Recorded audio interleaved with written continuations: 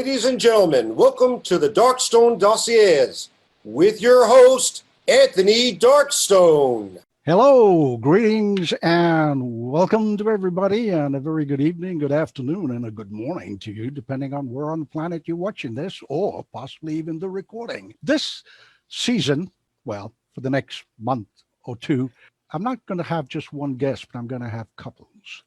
So our couple today is a very impressive couple. They impressed the heck out of me when I saw them at TAOM. And I thought, oh, I got to have them on this show.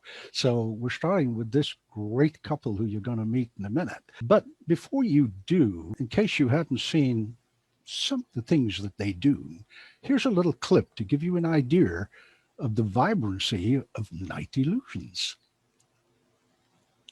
We want to introduce you to David and Kylie Knight. They're illusionists and speakers perfect for your next event. David and Kylie have helped churches with outreaches, D-Nows, midweek services, and much more. They combine audience participation and mind-blowing magic.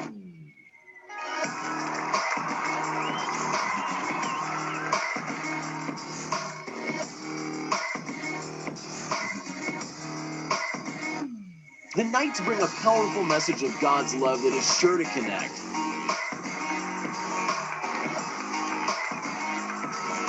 David and Kylie have received rave reviews all around the country and all around the world.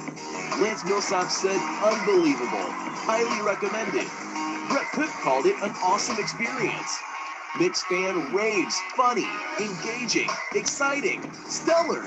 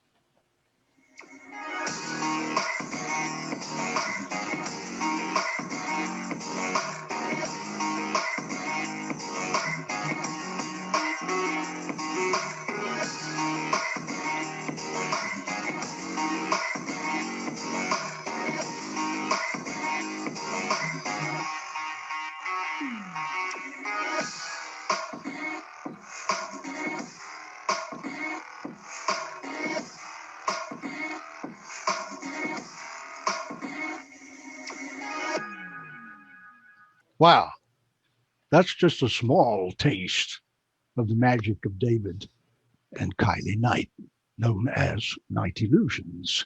So let's introduce this lovely couple tonight, Kylie and David Knight. Hello. Hi, everyone. Hello. Hey, everybody. We see some friends out there. That's exciting. Yeah, hi, guys. Hi, great. Great. Thank you for being here, because I know you guys are busy and you're doing all kinds of stuff. I know, not everybody's running around and doing gigs, but you've been busy with a ton of other things as well. I know. Now, people who have been paying attention to that very little clip, which gives us a flavor, not everything that you do, would have noticed in there God's love. Now, I'm bringing that up for a reason, because some of the older folks like myself would very much know about people like Andre Cole and Dwayne Laughlin, etc.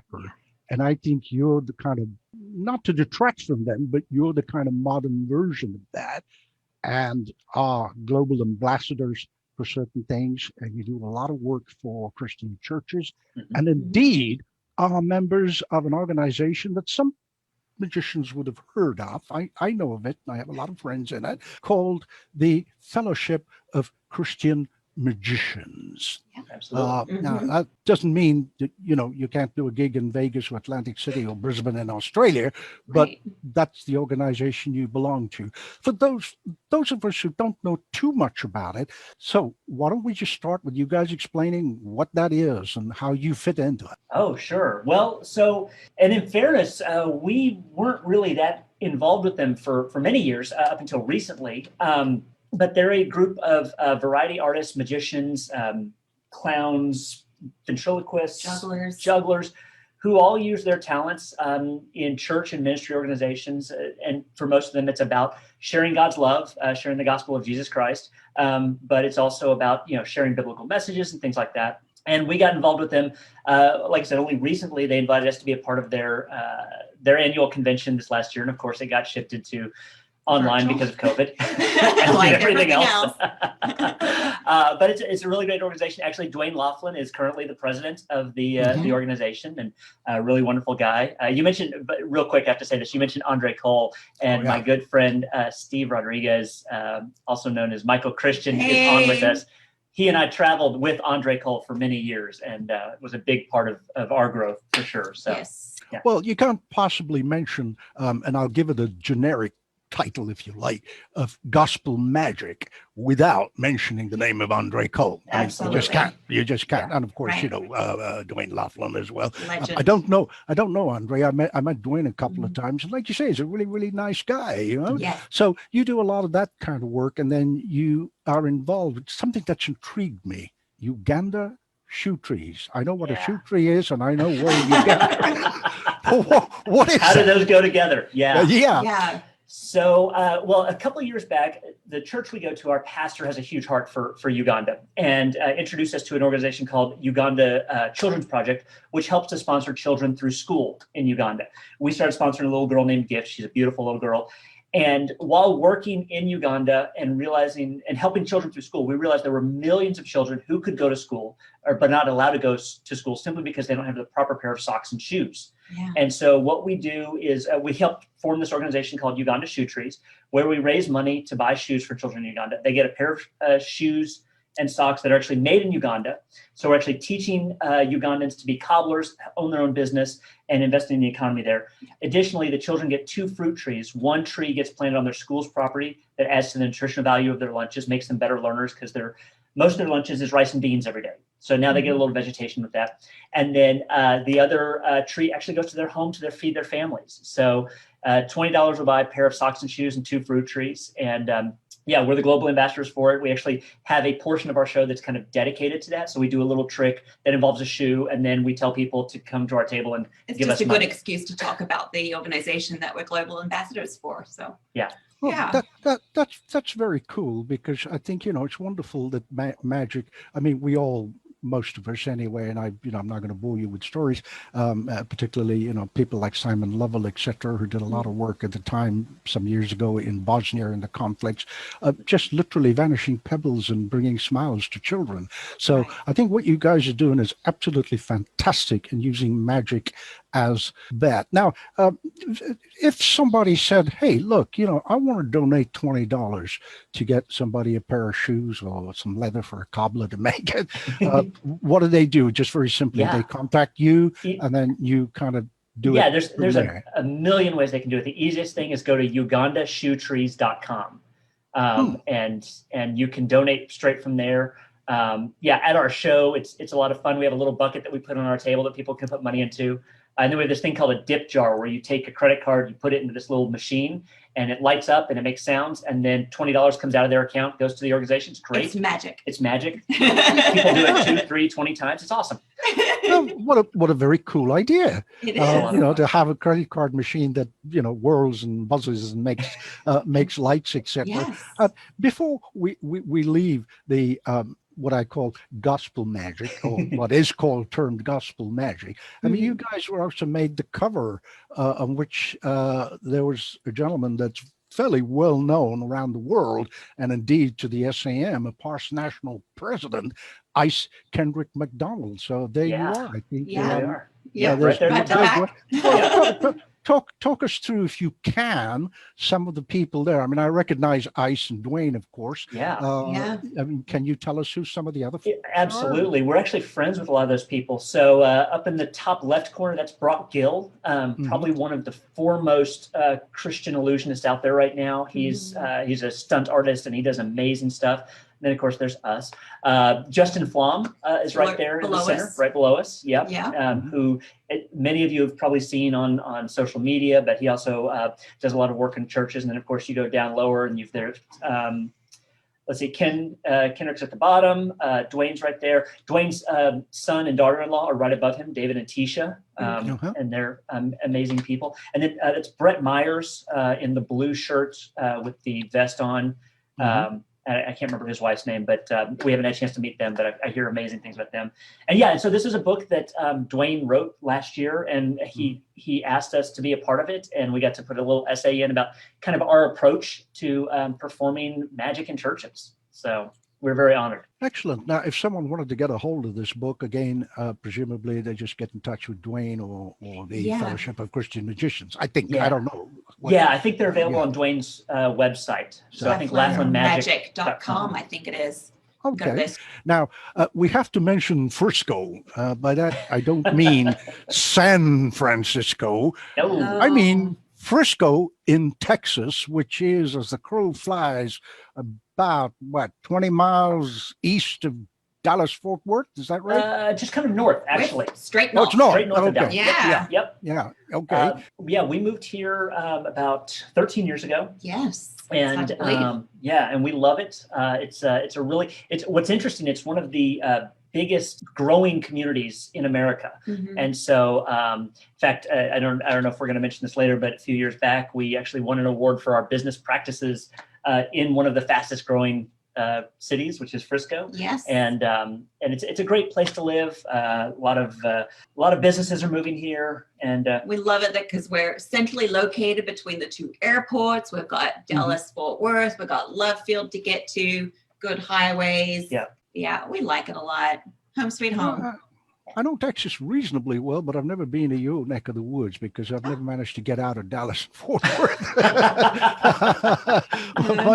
my stomping ground's been a little bit further south in Houston and around there, and we do have a wonderful friend, PJ, who's actually watching us from Houston. So obviously, yay for Texas. You were talking about the business award and people moving in there, because apart from Night Illusions and the magic, you also are involved in a business ventures, and I think that's more Kylie, if I get that right, which is to do with makeup. Is that what we're talking about, business wise, or is it a different business? Yeah, that's a different business. It started off more as a little hobby, something a little fun to do on the side, and I just got involved with, finding some good makeup and skincare and understanding the need for that on stage and making sure you look good and taking care of your skin, because a lot of magicians thinks it's all about the tricks, but it's not. This is the money maker. This is what you should be, everyone focused on and remembering you. For people like David, maybe it's more the hair, but but yeah, it's taking care of your skin, making sure you exfoliate, have a good skincare routine, and then having good products to use. So what do you do with this? This is kind of like a hobby stroke business. And then if people want to know more about these products, they get in touch with you. Is that right? Yeah, they can get in touch with me if they're wanting to know. My musthavemakeup.com is my site, and I've got skincare and makeup if you're needing help with, what to use. Like if you don't know what color you should be using or what products you need, get in touch with me and I'll be happy to direct you. So. Yeah, she actually has several magicians across the country who kind of go to her for consultation and get some support and advice. So, well, the reason I brought that up is obviously, why not? Let's plug the business. But I think it's very important. Well, I think so. In my lectures and workshops, I devote a section to talking about this.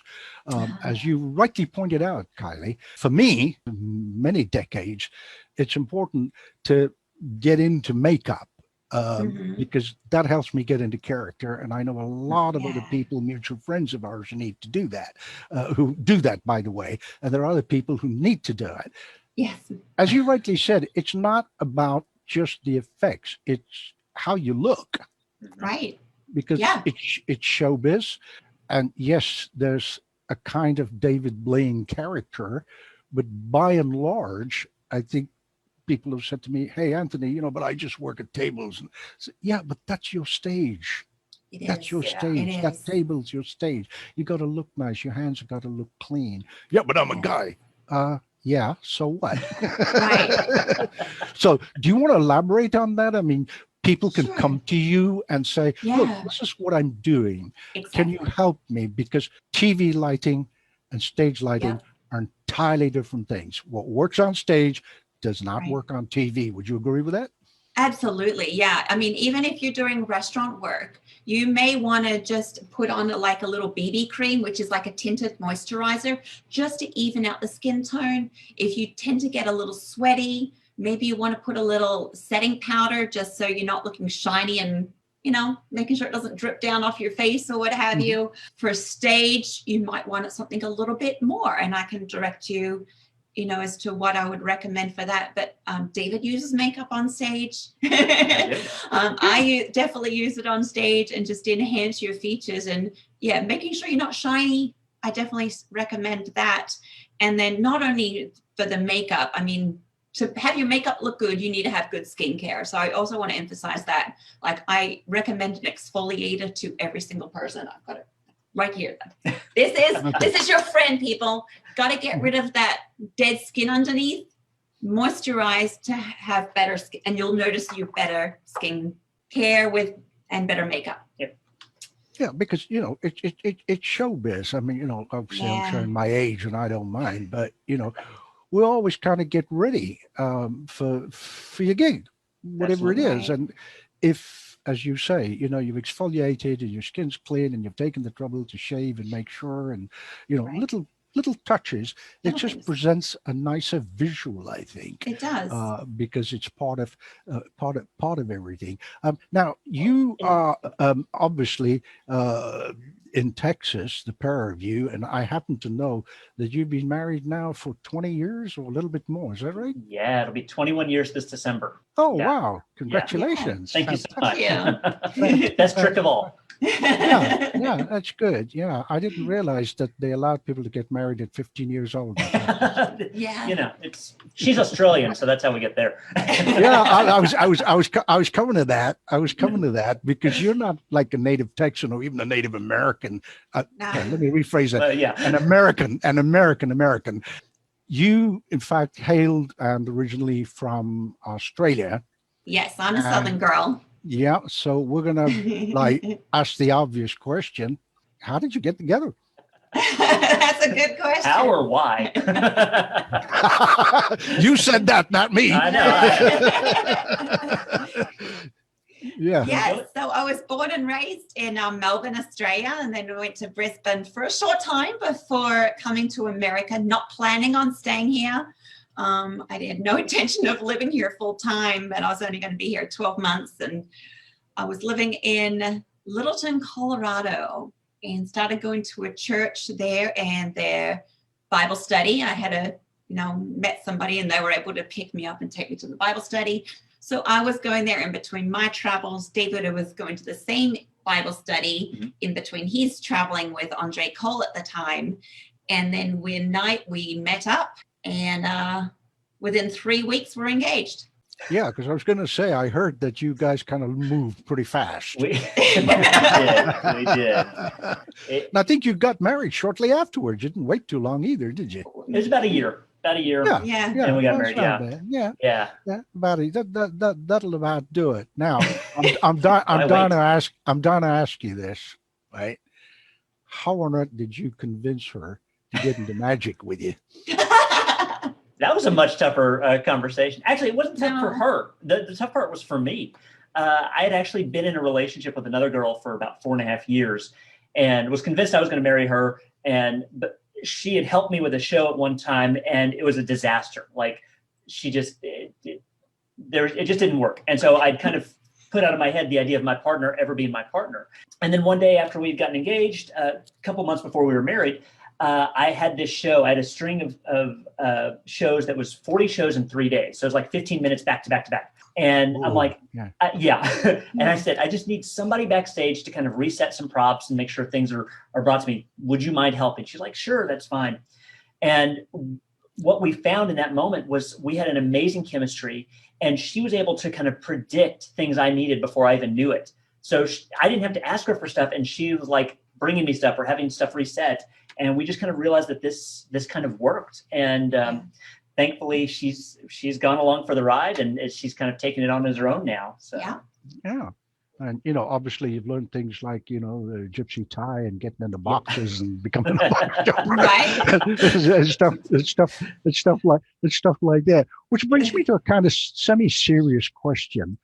I know friends of mine, not necessarily magicians, who are married, obviously live together, work together, and have children and so on, but they're also working together and they go on stage. Now, my own experiences back in the day with my son, there were times when we would till about 2 minutes before showtime, and then everything was great. Although we didn't work it well in the early days, he was like a double act where I used to, you know, shoot things at him and stuff. But then he got his own show, and then we would do, you know, the same gig, the same show, but he would do his act, and it would be, you know. So here's the burning question: how on earth do you manage to juggle the David and Kylie of Night Illusions showbiz people to the David and Kylie hanging out and deciding which TV program to watch, and, you know, which brand of coffee to have, and that kind of thing? It must be Those important difficult as husband and wife to work together and, you know, do your kind of everyday daily life. You guys want to talk a little bit about things? I think it would fascinate a lot of people to know. Absolutely. Yeah. It's, you know, a lot of it is, I recognize that she's always right. And so if we just go with that, then I trained him really well, didn't I?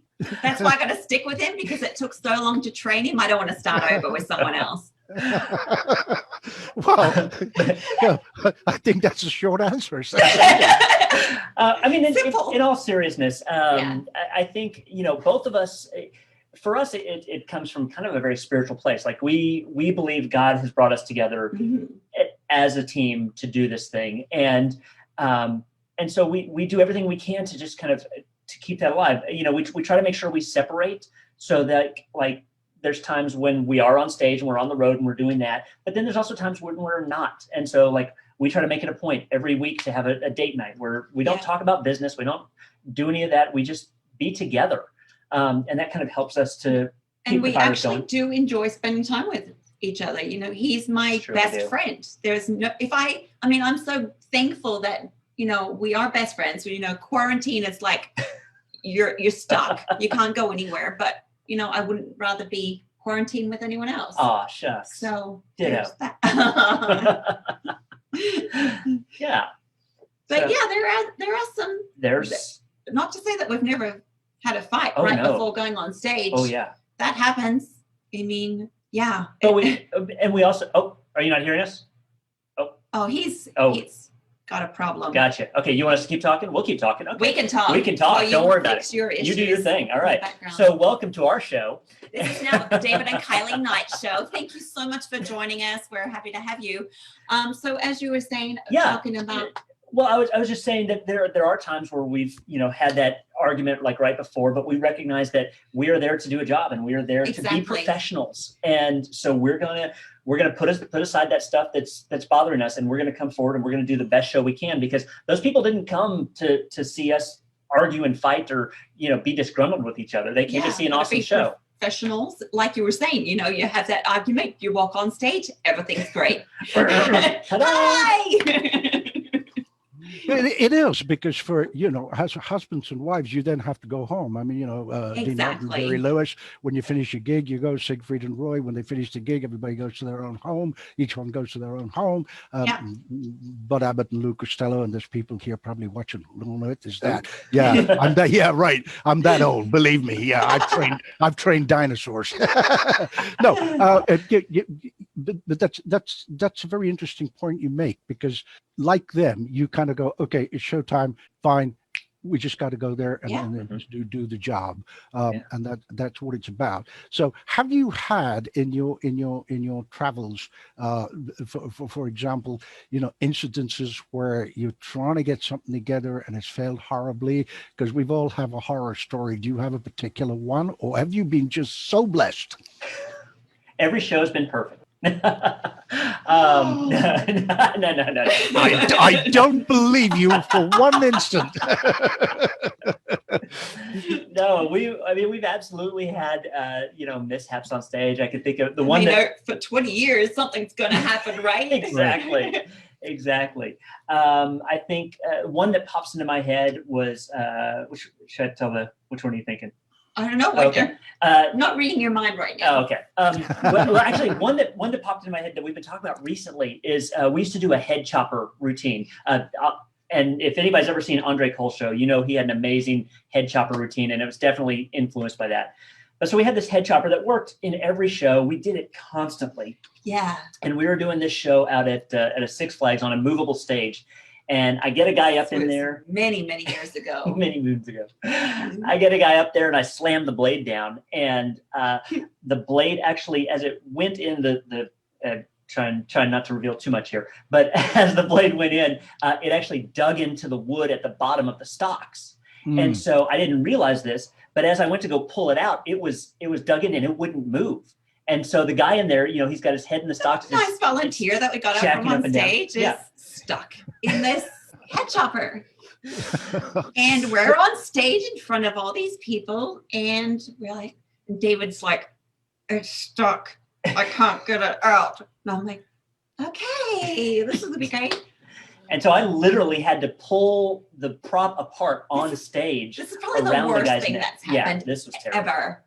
And but eventually, it gets better, guys. This is a kicker at the end. You're gonna love this. So eventually, I literally break it apart. All the wood and the metal's going everywhere. Break it all apart. Get the guy out. Stand him up. Make sure he's okay. He says, "Yeah, I'm fine." And I kind of turn to the audience. I said, "Well, thank goodness you're not a lawyer." He turns to me and says, "Actually, I am a lawyer." Blood drains from the head. Like, oh no, we're gonna get sued. We're done. We're done. Thankfully, he was a totally cool guy. Our next routine was a straitjacket escape, so he kind of got to get back at me for a moment. But and he did. And he did. Yeah, he put me in there well.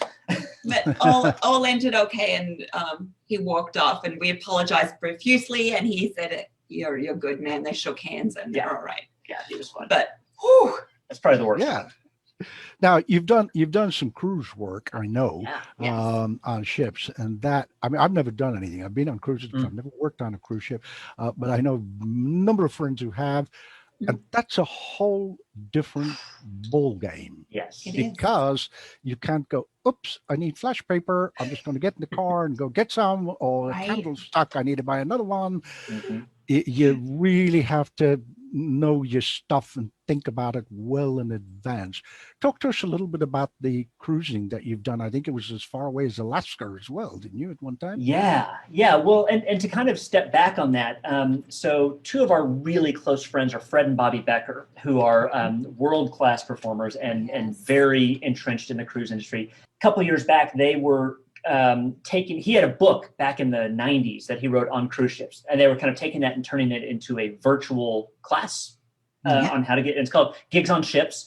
You can check. Extensive course. It's 9 weeks long.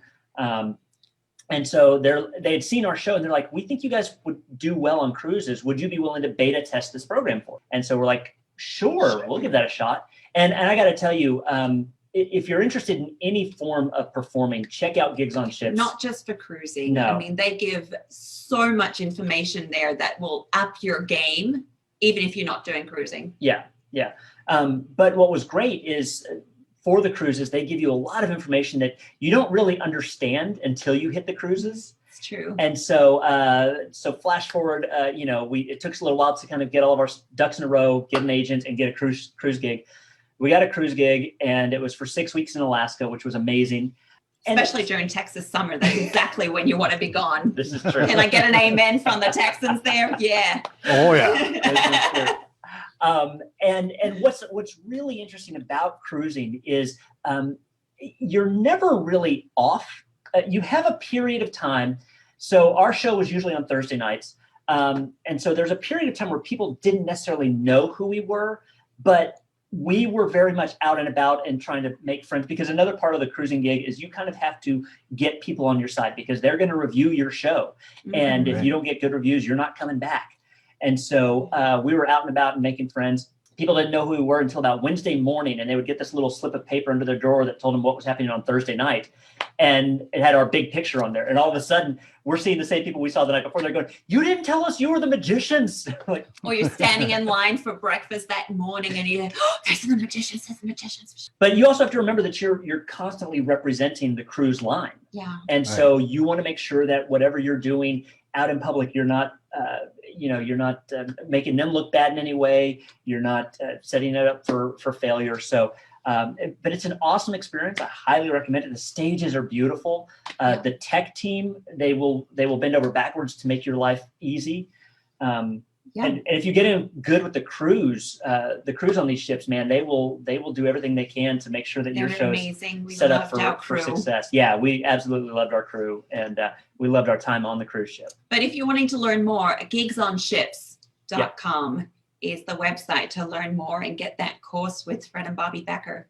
They're amazing. Yeah, well, I think I may have mentioned it to you, but Fred and Bobby, in fact, are members of the SAM International Assembly, and next year I'm going to get into talking to Fred and bring him in as a couple as well, because you're right, he has a wealth of knowledge. I was on the bill with him back in the day at an SAM convention. I can't remember. I think it may well have been Dallas. With Chris Mitchell, and they were just like having fun on stage, with fishing poles and buckets. I'm not going to reveal it. I really won't. Right. But you're right. He is pretty much a master of the craft, and I was fortunate that I finished my bit and I was able to just sit back and just be an audience member and just roar with laughter. It's just so much fun. Unbelievable and very knowledgeable too. I mean, and then you're right. The book, I haven't read it, but I've heard a lot of people, praise it. So I'm glad you brought it up. That you get a couple of bucks off Fred for plugging his books. Yeah. Now you, oh gosh, I'm going to get shot for this, I think, by other friends. But hey, you're a fan of the Dallas Cowboys, right? Oh, we had to go there. We were having such a good day. Well, it's why I brought it up. Yeah, we are very big fans of the Dallas Cowboys. I grew up in Dallas, and so I was born into it. When she got into American football, she kind of got dragged into it. It took years to understand that game. Years. So it was a very strange game, football. Yeah. But now she loves it. And I do. She gets on to me if I'm not turning on the game. Absolutely. And we still watch the Cowboys, even though this year we probably shouldn't. Yeah. This is 2020. It's terrible. Wow. Yeah. It's rough, guys. Yeah, back in the day. I remember being shown around the stadium because I have a good friend. He's still in just outside Dallas. I'm trying to remember where he is. Arlington. Yeah. Oh yeah. Right there. He had a lot of connections with it, and he took me over there, and they gave me a really nice tour, and up in that big glass thing at the top. Yeah. Mm-hmm. So that was nice. I have to admit, I am not a football fan. If somebody took me to a game, I'll watch it, but I wouldn't like, I'm not. But that was an interesting experience, and that's one of the reasons I brought it up, because a number of friends, not too far away from you, including a past national president of the SAM, is also a Dallas Cowboys fan. Now you guys are talking about Andre Cole and so on. You also did a stint with Kevin and Cindy Spencer. We did. Yes. Yeah. You want to share some of that? Yeah. So, well, you know what? Here's what's really interesting about Kevin and Cindy as far as our connection there. So, as I was working with Andre, I had the chance to meet Kevin and Cindy. They were big into the I don't know how many people remember WHAM, World Alliance of Magicians, that was bringing up lawsuits against the Masked Magician and Fox TV. Sorry to interrupt, but it got started by a very, very dear friend of mine, and indeed of other people as well. He must be, 90-something now. Dear Walter Zaney Blaney. He started that. WAM. And that's right. John Shurock and Mary Lynn, his wife, who's also a lawyer.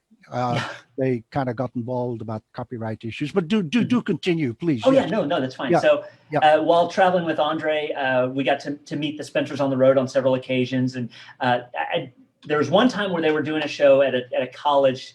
We had the day off, and so we were going to go watch their show, and they're like, oh, we're freaking out because we don't have somebody backstage to help us. And I'm like, well, I've got nothing else to do. Let me help you guys backstage. And so we just had a great working experience. And so then I started talking with Kevin and Cindy, and they were looking for somebody to go on the road full time with them. I was still with Andre at this time. And so we were kind of talking about it, but not really bringing it up. And at one point, Kevin goes to Andre and he says, I know you get a lot of people who want to travel with you and that you don't take on for whatever reason. Do you mind if I look through some of the files of people who've submitted applications to see if somebody might work for us?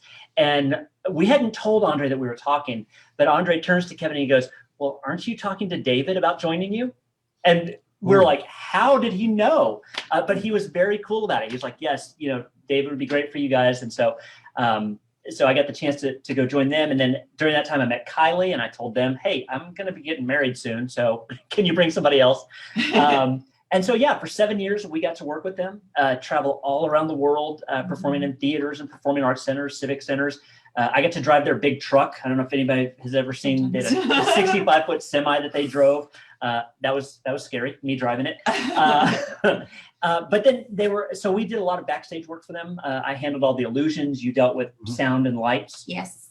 And then they gave us, and then they gave us a 3-minute spot in the middle of their show to do a linking ring routine. So we got to do that all over the world, and that was a lot of fun. And we got to learn a lot from them. It was a really huge growth experience for us. And we got to be involved with their Healing of Magic program, the way they use magic as a form of occupational therapy, and see some of the amazing things that they do with that. And again, I know we're tossing out all these different organizations, but check out Healing of Magic, Magic Therapy. MagicTherapy.com and HocusPocusEducation.com, both which use magic as a form of occupational therapy. And like literally we saw people's lives change. I'll never forget, if I can just share this for a moment. Please do. Yeah.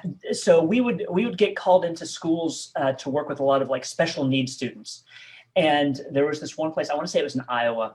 And Kevin and I walked in to work with what we were expecting was a special needs class, which typically, was like Down syndrome or, a lot of really deep issues. And we got in there and I remember the teachers told us, don't get your hopes up about working with this group. They're not going to be able to do anything for you. They're just not going to do anything. And we got in there and worked with them. And one of the great things about Kevin is he has no prejudgments about people. Like he loves people. And so we walked into this room, we started working with these kids. And what we found is there was nothing wrong with these kids. Somewhere along the way, they had been told that they couldn't do. And so they kind of gave into that mindset. But once we started working with them and didn't have that preconception about who they were, they opened up and they started doing these amazing tricks. They were coming up with these awesome stories and pattern lines. And it was just awesome to watch these kids go from really like almost sullen to at the end of our time with them. And we were only with them for like 2 hours. Incredible transformation. They just blossomed, and it was such an amazing experience. We saw the guy talk for the first time. Oh, that's a tearjerker right there. Oh, yeah. Wow. So Wow. Kevin was working with this 8-year-old kid. And again, same sort of concept. He doesn't have judgments about. He just starts working with the kid, right? And the kid's dad is behind him filming.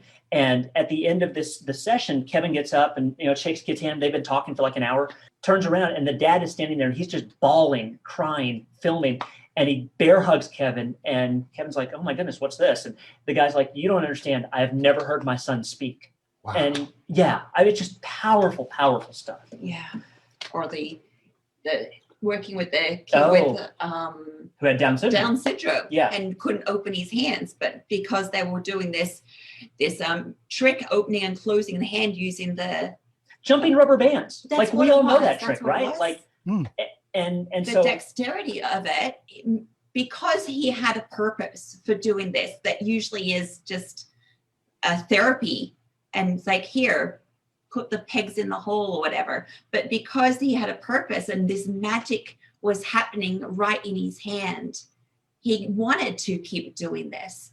And, he'd never been able to really open his hand, but with like an hour's practice, he was doing this. And the nurse there said, "I've never seen him do that before." And she'd been working with him for months. Yeah. So So Yeah. it's incredible program. Kevin is doing so much around the Well, world. that's in fact incredibly, as you say, powerful, therapeutic. It And is. it's a little bit cliche of what I'm about to say, but I don't know any other way of saying it. The real magic, the It real is. magic. Yeah. You're touching someone's psyche, their soul, Yeah. and I'm sitting here kind of semi choking up, listening to Oh, yeah. what you said about the child. Hmm. The father had never heard him speak, and the other child, being able to do that with his hands. Uh, I've had a kind of one similar experience once when I was in England. Somebody said to me, "You here? Can you do this?" I said, "Yeah, sure." And then when I got to this place, they kind of said, "You need to, not react." And I said, "Well, what's going on?"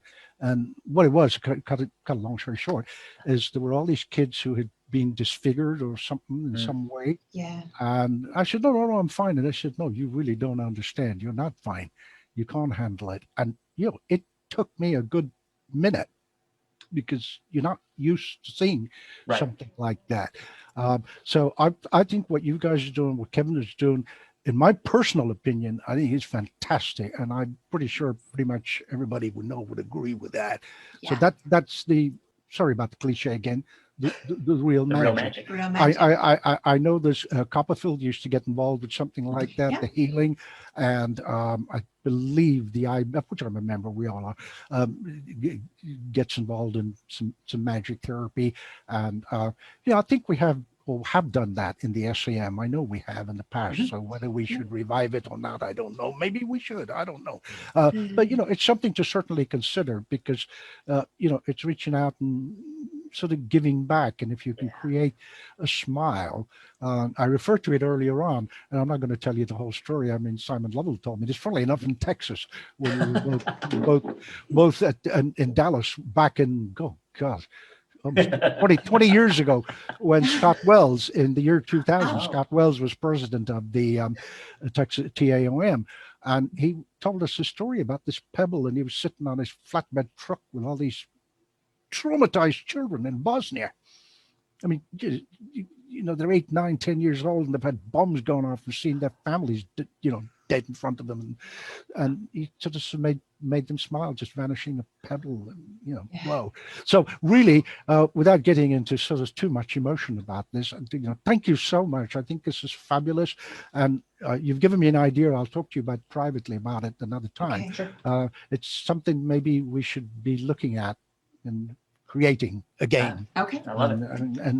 And doing it, and I kind of come and twist your arms to help us with that. Now, going on to, you mentioned earlier on, you're originally from Australia, and you came in, and you now are an American citizen, and I believe we have a passport up there which shows an American citizen. There you are. Yes. Ha ha. Ha ha. But you almost got thrown out and deported, right? I did. Yes, I did. What on earth did you do? What on earth? We all want to know. What did you do? Who did you upset? Okay, so we had to go through the green card. Once we got married, I was able to apply for the green card. Some people think that it happens automatically when you get married. You automatically become a citizen. It's not the case. You have to go through this lengthy process, pay a lot of money, go through interviews and wait your time. And it takes a long time for this to happen. And we were, it was just after we got married. So we're on the road with Kevin and Cindy Spencer. And we actually lived in their basement. They had like a basement apartment. So we lived with them and we traveled with them. But because we all traveled so much, we didn't actually have a mailbox at the house. So we, on all of my documentation, it says, your actual address and your mailing physical address and mailing address. And I always distinguish the two because I couldn't accept mail at the house. I had to go to the PO box that we checked every time we were in town. And so I was waiting for that big interview, the green card interview where they sit down and grill you forever. It really wasn't that bad. But we eventually came home and I got a letter in the mail saying, you didn't show up to your green card appointment. Oh my. so you're going to be deported. And we're like, we We're never got, freaking out. yeah, we were freaking out because we never got notification that this interview was going to happen. We'd been waiting for it. We'd been married 5 years at this point. And like, well, we knew it took a while, but yeah, we never got notice. So David's like, nuh-uh, this is not happening. No. You are not leaving the country. So he got online and started searching for, who was it that you found online? Well, I ended up finding a letter. Yeah, I found an email address for the Director of Immigration and Nationalization Services. And I only found it because for some reason, there was a memo online about a party that was being thrown, and her email address was attached to it. And so, yeah, David didn't just call somebody. He went to the top and found the director. Yeah. And so you called. Yeah, I called her. Oh, that's right. I found her phone number. You found her phone number. You called her, and she's like, "How did you get my number?" I'm a magician. So David explained the situation. Like, this is where we're at. And she's like, okay, all right. How long have you been married? 5 years. Like, and you're only at this point in the process? And we're like, yeah. And she's like, oh, let me fix that. Take care of you. I will rush the process. And so thankfully, because David did some good research online, called the director, she fast-tracked us, set up the interview date, made sure we're okay, made sure I wasn't going to get deported. And yeah, got the interview and also Breeze. Yep. But she's still here. yeah, that was a scary moment. Oh, I can imagine, because a lot of people who are U.S. citizens don't actually understand the process of just visiting the U.S. Yeah. Never mind living there or getting a green Right. card. Because they travel, they come back, they go to a kind of special section, show their passport, and that's it. It doesn't quite work like that if you're a non-U.S. citizen. Especially there are some folks, in fact, you couldn't do it before, but in the last 10 years or thereabouts, you can have dual nationality. You can be Which a citizen of which you are. So, that's okay now. It didn't used to be the case. So, there's some kind of funny, but sometimes also horror stories. I know one, and I won't mention his name, and he was billed for everything and all over the place when they came back. When they came over, funnily enough, it was in George Bush International in Houston. They just turned him around and go, nope. Oh, no. Oh, yeah. Yeah, I'm not going to mention names, but seriously. And he said, yeah, but nope. You just turn around. Yeah. And that's when folks found out that, and this may come as a surprise, in fact, to a lot of folks living in the U.S. citizens, that the Customs and Immigration officer at the airport has the right to do that. Yeah, they do. Yeah. You don't have, you go, what? Really? People go, I said, yeah, they do.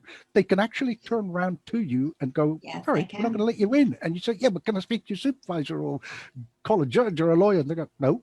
Can't do anything. I've just said no. Right. And it's kind of like, horrific. I mean, and the hoops that people have to jump through to get a work visa, even if it's like, being booked to go and do a gig, and that kind of thing. And when you're done with that, there's, the tax side of how much you got paid. And people really, if you're living and gigging in the States as a U.S. citizen, it's a whole different ball game. Speaking of more cheerful things, and this one is not, you've had your fair share of fun stuff on the road, have you not? I believe it involved a ruptured appendix. Oh, yeah. Well, like things with the magic, things are going to happen when you're on the road for so long, and you're bound to get sick at some point. This was February 2016. I remember it was like Super Bowl weekend, and we'd been doing shows. We're in Maryland and Virginia. Yep. Because we just finished the Maryland like the Sunday, and then we're in Virginia on the Monday. We did a show that night, and Sunday we'd finish the show, and we're invited to back to our host's place for a party, basically. And I'm like, I'm just not feeling 100%. So I'm like, no, I'm going to pass on the food and slowly let myself out and go back to our room. And so then, Monday started feeling worse, and we're driving home back to Texas and getting worse and worse. I'm like, this is not good. I'm going to have to go to the doctor, thinking it was just like I don't know, something I ate, Right. probably, I'm sure. So we got to the doctor on Thursday. Yep, Thursday. Thursday. And she's like, you're going to the emergency room right now because your appendix is going. Like, Oh my God. no, this can't happen. Can we wait for next week? Because we had a show. Well, we were in the midst of we'd only been like full time about 2 or 3 years. Yeah. And this was the busiest season we'd ever had. So we had like shows just back to back to back. And it was awesome, exciting. And so we had a show Friday. Right. No, Thursday. Right. So we had a show in town Friday. Then we had a show Sunday in Florida. Yep. And then we had another show sort of local on Monday. And so I'm like, can we just wait till Tuesday or something? Because I'm kind of busy. And they're like, nope, you're not going anywhere. So Friday morning, they took my appendix out. We had to postpone that show. Yep. I was going to fly to Florida with you, but the doctor wouldn't let me. No. They're like, no, you can't fly. So I was out of the hospital You got out Saturday. Friday Was it night. Friday night? Yeah, I was only Okay. there That's one right. night. That's and right. I'm like, I'm done. Get me out of here. And then I helped you with the show on Monday. Yep. I had to go do the show by myself on Sunday. Yeah, the one show It's that terrible. you've ever done on your own. It's terrible. But yeah, well, and what was amazing was, so she helped with the show on Monday, and like literally moments before the show, kind of going back to what you were talking about at the beginning, we're backstage and she's like, I need a bucket. I'm gonna throw not up. sure if I'm actually going to make it out on stage. And Because, I don't know if you guys have had surgery and they give you those anti-nausea medications. It felt like when I was taking that, it was even worse. So, you're backstage and you get those, get a little nervous, but Jitters. it wasn't jitters. This was like, I am going to throw up. Yeah. So David's like, all right, so if you don't come out, I'll just take care of it. It's okay. It's okay. well, and our first trick Right. involved the two of us together. Yeah. So I walked out first and she follows me. And so, yeah, I'm like, if you don't come out, I'll figure out what to do. Thankfully, I turned around and there she walked right out and we did the Oh, show. wow. Great. We went through the whole thing. We did the 45-minute show. We did a 45-minute show. At the end, our host gets up and says, you guys don't understand how amazing it is because Kylie just did the show because she just had her appendix out. And the whole audience goes, and I'm backstage at this point, and I go, oh, yeah, I forgot you had your appendix out. 'cause, Honey, are like, you did okay? everything. She did everything she normally would. She was a rock So star. then I sat down. I'm like, I can't move now. I'm done. And she was done. And then they put me in like, an office chair on wheels Just and rolled just her around. rolled me around. You got a custom built wheelchair.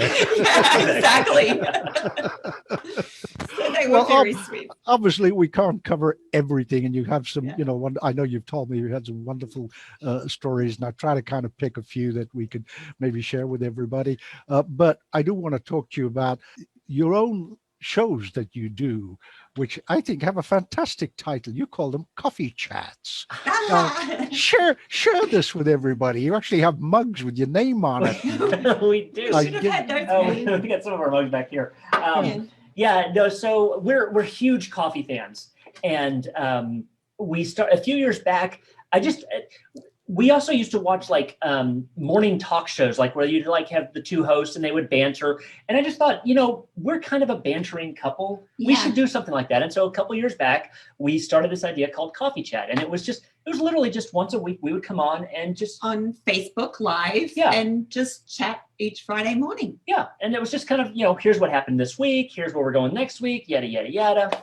And it was fun. Well, the upside for us on the whole COVID thing was suddenly everybody knew how to do like Zoom interviews, right? Yeah. And so we started bringing on guests to our coffee chats back in April. Yep. And so now, yeah, every week we come on. It's on our Facebook page, Night Night Illusions. Illusions. And we go live at 10 a.m. on Friday mornings, 10 a.m. Central. Texas time. Yeah, That's Central. right. There you go. That's right. Yeah. It's all about the Texas. The only time Yeah. it matters. Yeah. And we have fun. We chat with each other for a few minutes, and then we bring on a guest. And a lot of our stuff is ministry based because that's kind of the realm we roll in. But we've also had some comedians and musicians and trying to think authors. So it's just been a lot of fun. Yeah. Well, that sounds like a lot of fun, actually. I have to confess, I've not seen them. Okay, Oh. I think I did. No, I didn't tell you. I will get round to it. But would you believe? I mean, there's a few things that I get involved in. What? Yeah,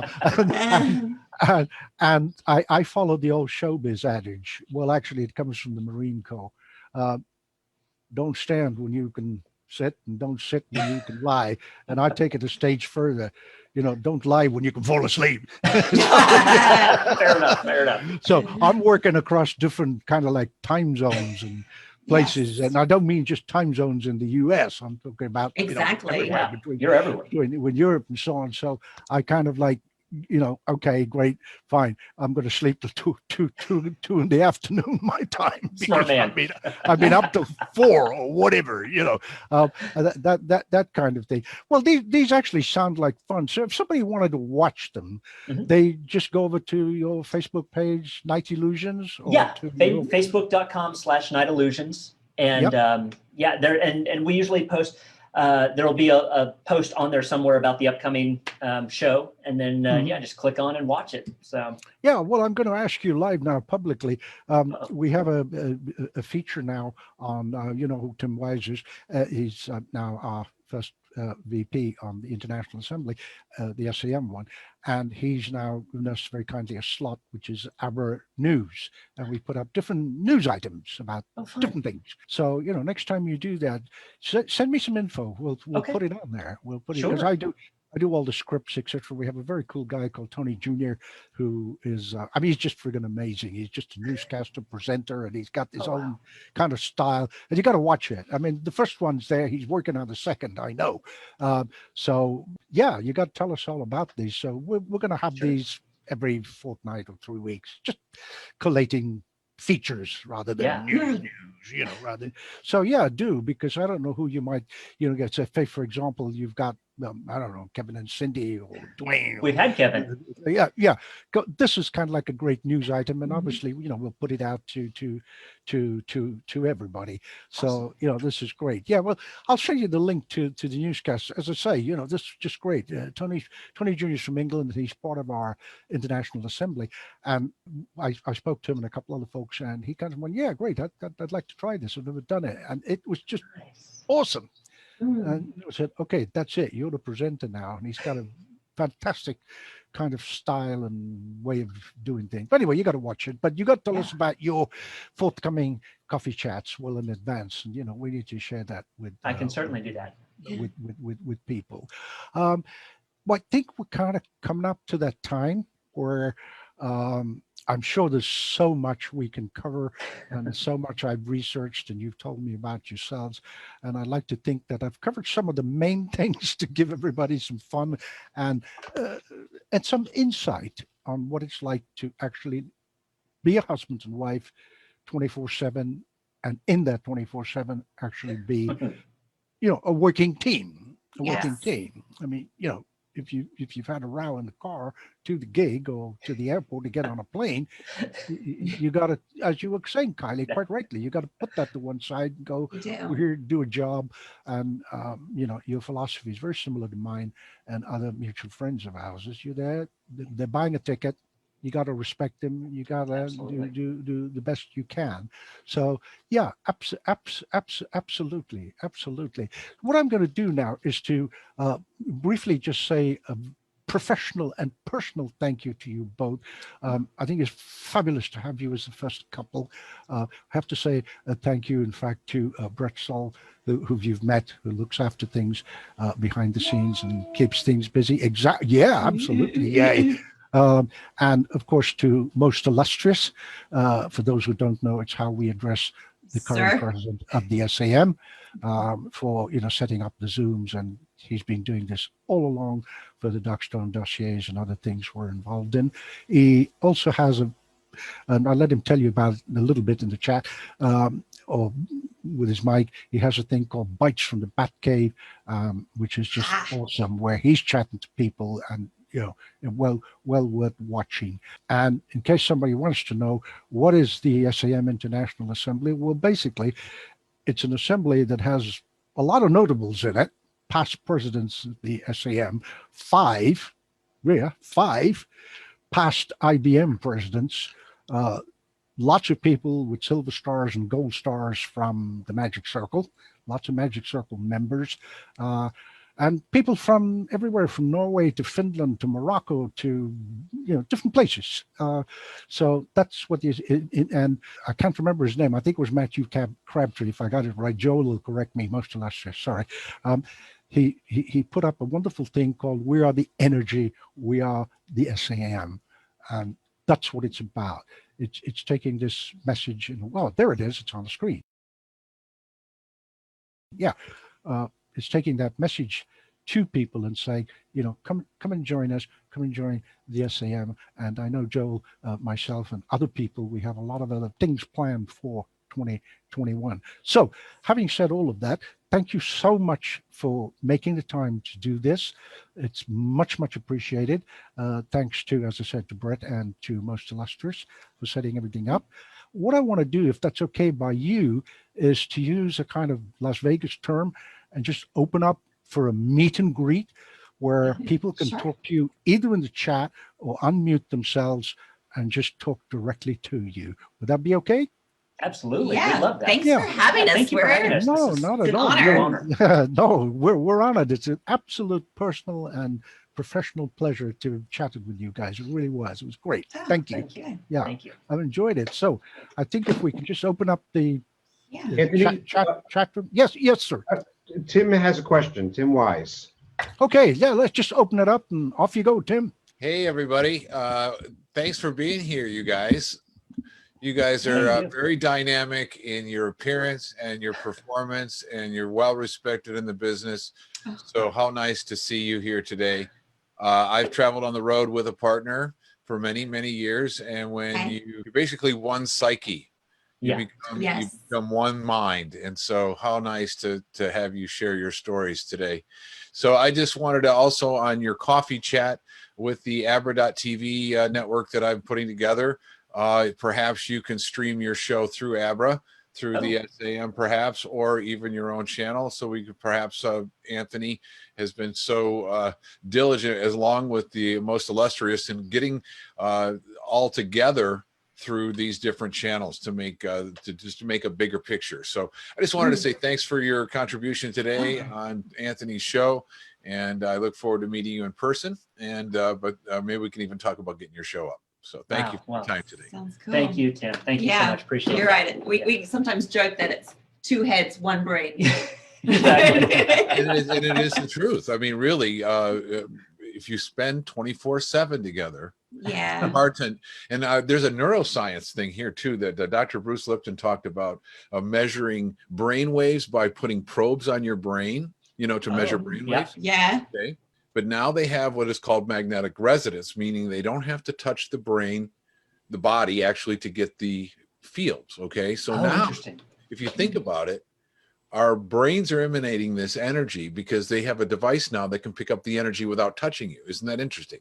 Wow. When you think about a collective thought or a collective mind, that actually applies with physiology now. It's actually pretty amazing discovery just recently that they can measure your brain waves without touching your body. That's crazy. Right? So that two mind thing, one.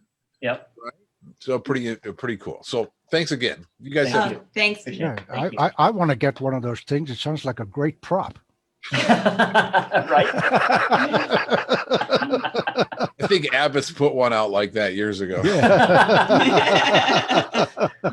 Yeah. You get your whole audience going, yeah, the card is a 9 of clubs. Everybody going, what? Yeah. Whole new meaning to hive mind. Yes. Yes. Now, well, I know we have some good friends here also from the International Assembly, and they are from the best state in the U.S. Now, don't fight me on it. I have to say that. I got family and friends there. It's called Texas. Okay. And by the way, do you have one of your Texan passports as well? They're over there. No, They're over there. that's a joke. That's a joke. That's a joke. That's a joke. Yeah. That's stored in the safe. So we have a couple of good friends, like I said, from the Jeff Lanes and dear PJ, and I'm sure they would love to speak with you. Boy, if I could ever get technology to be my friend this week, I'd be a happy woman. It's so wonderful to spend time with y'all virtually. It beats not spending time with you at all. It's so good to see y'all. You Oh, too. thank you. Good You to too. see It's good to see you. you. Absolutely. It's a whole lot different ball game this year than last Oh year. my goodness. Oh my goodness. Right? Yeah. Yeah, it's nuts. crazy. It's nuts. But But- y'all just did a stellar job this afternoon. It's so cool to be Aw. able to visit with y'all. Oh my goodness. Absolutely. Thank you. And the next time we talk, I'll tell you my head shopper story. Oh, really? Anybody who's ever done a head shopper has one very similar. Yeah. Yeah. You almost have to, don't you?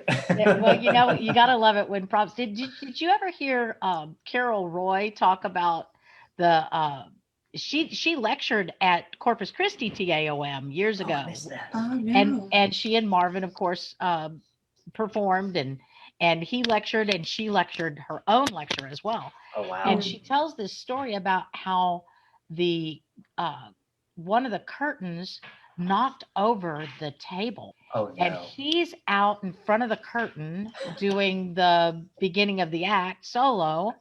And then, you know, he's ready for the curtain to open, and she's got the stage crew person not opening the curtain. Right. And she peeks through the curtain to him, and she says, "You're done. Say goodnight." You're done. Oh yeah, That's you know, awesome. we all got to be ready to do whatever it takes to go with the flow when the props don't cooperate. Yep. That is That's so true. true. That is so So So true. just break the son of a gun. Yeah. Mhm. Sometimes you have to. just break it. Yeah, that's all the glamorous side of show business, isn't it? Oh, Yeah. Okay, yeah. I'm going to get deported. All my right, appendix Tony ruptures, Jr., take and it it doesn't away, work. Mr. Yeah. Newscaster. No, I was going to go to Tony. I'm going to go to Tony in a minute. Like I said, it's the glamorous side of showbiz, you know, all these wonderful things. But you know, hey, it comes with a job. Yep. You know, Yeah. you just roll with it. Tony Jr., our great newscaster and presenter, all the way from England. Tony, the floor is yours. Yeah, go for it. Hi, Kylie and David. It's Tony. Sorry, I'm off video because I'm on my phone tonight. Anyway, I just wanted to say a massive congratulations to not just the work that you do, but to what you've done for the children and people in Uganda. I mean, to take time out to do something like that, I just say a massive congratulations to doing something like that off your own back. I think that's great, and you should be commended for it. So I just really wanted to say a big well done for that. We all know about your illusions. We've all seen your shows. Yeah, But that yeah, we all absolutely. know that. We all know that you're great magicians. But that I just think that's it in a different league of its own. So a massive well done and congratulations on that. Well, thank you so much, Tony. It's our heartbeat. You know, it's funny. We, like I said, we have that little bucket out at the table at the end of our shows, and it's right where our merch is. And every night there's like this battle between, do we want more merchandise sales tonight, or do we want more money going to Uganda? Uganda. And, you know, we always say Uganda money is the best money, and so we love. Oh, go ahead. So I have a friend. I've got this 9.5 stone dog. And I do dog walking twice a day, and I've met loads of dog walking people, and they've become quite pally. And one of them spends a lot of time in Uganda, and she organises events and raises money, and she does a lot to the education side. Really? And that, but based on and she spends I don't think she's been there this year, but normally she hosts charity events and she does all that kind of thing over here. And you know, so your story resonates with her. And what I'll be doing on Monday is that I haven't earned any money since mid-March. But I'll tell you what I'll be doing. After listening to you tonight, I'll be putting $20 in the Ugandan bank for you. Oh, God bless you. Thank you so much, Tony. Air high five. That's what we do here. I'm sorry I'm off video, but normally I'm on video, but no, I'll be doing that on Monday. And what I'll do is I'll send proof that I've done it to Anthony so he can forward you on. Okay.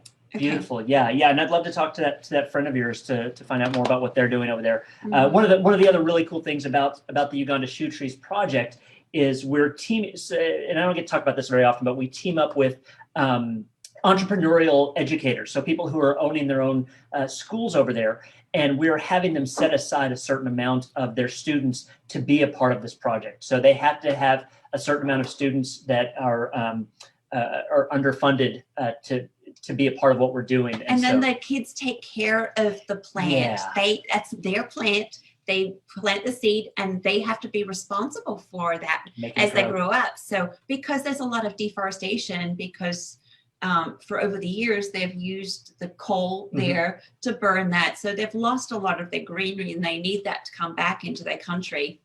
So this adds to that, and we've helped plant thousands of trees now. Yeah. So it's just, we just have such a big heart for that country and those people. I think that is amazing. Thank you, It Tony. is. Thanks, Tony. Because I think, thank you, Tony. I think yes, of course, the socks and the shoes are important because they need that, and not diminishing from that. But I love this education, indeed, the psychology of saying, okay, here's your tree, and you take care of it, and it's not just, you could have one to whatever it might be. I don't know what trees they grow there. I've never been to Africa. The closest I've been is the Cabo Verde Islands, but it's not really mainland Africa. It's an island off Africa. But so I guess, they need orange trees and lemon trees or whatever trees. Yeah. I don't know much about this kind of thing.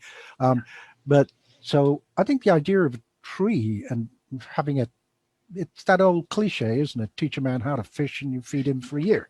Mhm. Right. Rather than give him 2 fish. So I think this is way cool. Getting involved in the nursery part, not children nursery, the plant No, right. nursery, Exactly. to do that. Yeah, absolutely great, wonderful. Let me take my hat off to you guys. It's knockout. Everybody talks about stuff and goes, "Oh man, it's bad," and but you're actually out there doing something about it. And even if you're not out there, you're doing these little coffee, not little, big little coffee chat shows and other things to We're trying to bring awareness. get something going there. Absolutely.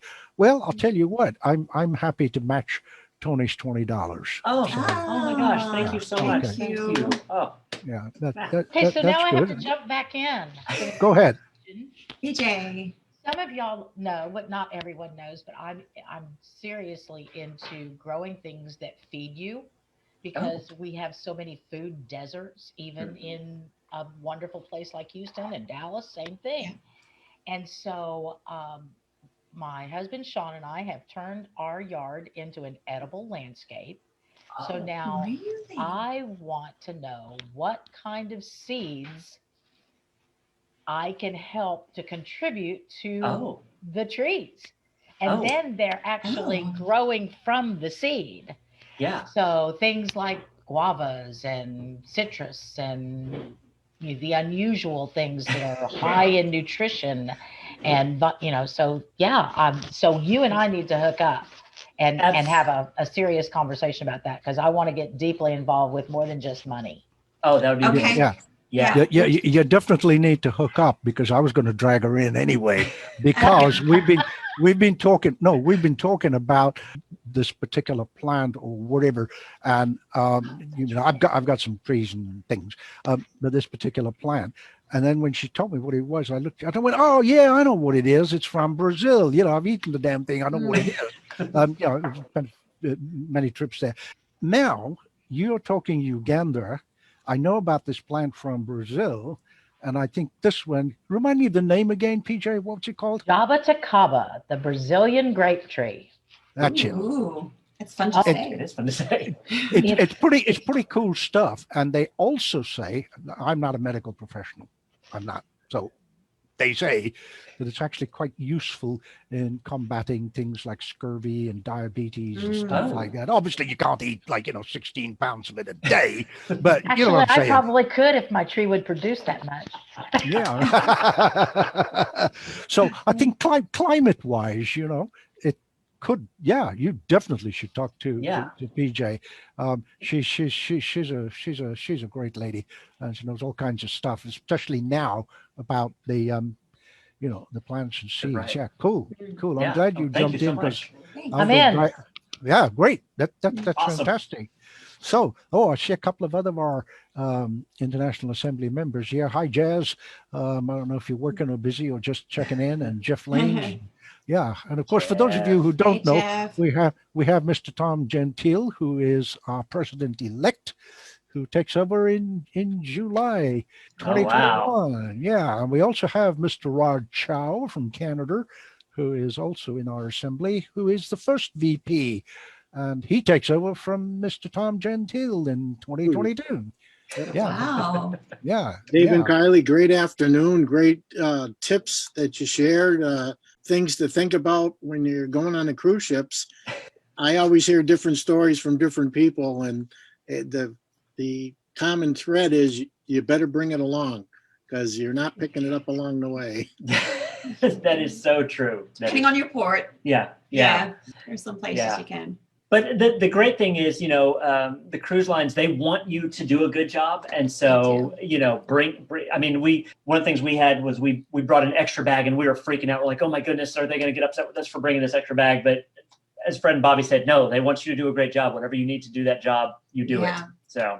Are you allowed to have giveaways and things like that, or does the cruise line have specific giveaways? What do you mean for giveaways? As far as the audience, if somebody wanted to learn a magic trick, do you have little kits that you give out, or? Yeah, actually, what's really cool is the cruise lines are very open to you actually selling things. So each cruise line is different. This is true. And Fred and Bobby will talk about that a little bit more in their course, and that could change now. Oh, but that's true. Yes, they most of them are open to it. Some of them have different rules as to how you sell it, or they might take a percentage and this and that. But yes, I guess is the answer. Packaging is a big thing now too. Yes. Yes. There's still no sales yet. No, that's true. That's true. Yeah. But great afternoon. Thank you. Thank you. Thank you. So nice to meet you. Yeah, thank you, Tom. Oh, Tony, you were going to say something. Tony Jr. from England. Are you still here? I'm still here. So oh, no, sorry, you were going to say something. Go ahead. I'll say something now that you pulled me up. David, I hope you don't mind. I've sent you a request on Facebook just because then you can send me the Uganda link, so I'll get the right one. So I hope you don't mind that I've done that. So that's just so. Thank you. Yeah, so that's for turning in tonight and giving this free chat. It's been great listening to some of your stories and also great listening to what the work you do in Uganda. Thank you. Cool. Yeah, we'll see you online. Let me ask you something, then, Guy. Rather than looking for links and where to send it and so on, we could say, for example, me or somebody else just said, okay, we want to send you $20 or $40 or whatever. Just send it to PayPal to you, and then you put it wherever it needs to go. Can we do that? Yeah, you can do that. I mean, for us, it's PayPal@nightillusions.com. Okay. Just make sure to tell me that you want it for Uganda, and I'll be happy to do that. But we'll put a link on our Facebook page as well. PayPal, so just like PayPal, at Night Illusions, KNIGHTILLUSIONS.com. Simple as that. Easy. Yep. And then just people say, okay, it's for Uganda or for plants or whatever, and then you guys will, do whatever necessary. Yeah, we can definitely forward that along. That would be super simple. Yeah, and I mean, really, the program is just it's phenomenal. Like, we do the plants, we do the shoes, and now we're actually getting to clean water. I mean, I know I keep expanding this program, but you're never sure how much to talk about. So, but yeah, it's a great program. So thank you guys. I think you could not at all. You're welcome. You can never. You can't talk too much about something like that. It's not charity. It's caring. Yeah. For another human being. There you go. There it is. Yep. There it is. Rock on. Otherwise, now, you see, most illustrious is pretty sharp. He's got these things all covered. Uganda shoe trees. And if you just want to send us money, you can do it that way too. So we'll take that. We'll take a tip. it's probably as easy to do that. And then you guys divide it up and That's send fine. it wherever. I mean, God, we can't trust you with it. Then it's a really bad situation. But yeah, that's fine. It's for someone like me, that's much easier. Right? You just Okay. go to PayPal and it's done, rather than trying to find this or something. And then, there's lots of people have different things going on, and they go, "Yeah, we just send it to David and Kylie." Yeah. That's it. Yeah, it's Okay. that simple. Yeah. So okay, cool. Well, I think we kind of come to that time where we got to wrap it up, unless Okay. somebody has. Tom Gentile, Quick thing, President elect. Dave and Kylie, how long is the coffee chat on Friday mornings? We usually go about 30 to 45 minutes. Because I think that would be noontime, our time. I'm Oh, okay. Massachusetts. So Oh, Okay. yeah, it'd be 11. 11. We start Okay, at 11. 11 o'clock your time. Yep. I need a coffee break about that time. There you go. Perfect. Love it. Yeah, I have a suggestion for you for somebody to come on to one of your shows. Oh, I'm Oh, not, yeah. yeah, and I'll tell you about it. I'm not gonna, okay. Yeah. I'm not gonna do it here because he's actually here. Oh, No, I don't want to embarrass him. Okay. sounds good. Yeah, I did a particular interview with this gentleman in London for a London talk show, and I'm sure there's a lot of things he would want to say as well. Cool. If it depends on times and things, because he Yeah. also does other things. But I won't embarrass him. I'll we'll talk privately, and I think he'll make a great guest, in my view. Okay, well, ladies and gentlemen, once again, let me offer my personal and professional thanks to Brett Soul, most illustrious, and of course, to my wonderful guests today, who's the first couple that I have. I'm looking forward. Thank you. Yes, indeed.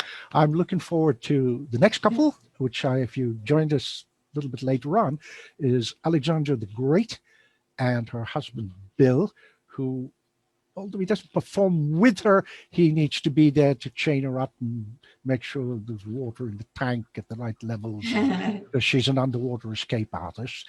Excellent And act. then coming up in December, we have a very, very dear friend of mine and her husband. You may not have heard of her, but her husband is called Jeff McBride. So we have the couple of Abigail and Jeff McBride. So they're going to come and chat about, working together as a couple and magic and other areas. So all remains is for me to say another thank you to you. Ask if there's any more questions or chat that somebody wants to talk about. No, if not, just remains me to wish you all a very, very pleasant Saturday and Sunday, and have a great week. Stay well. Bye. Thanks, guys. Thanks, everyone. Bye.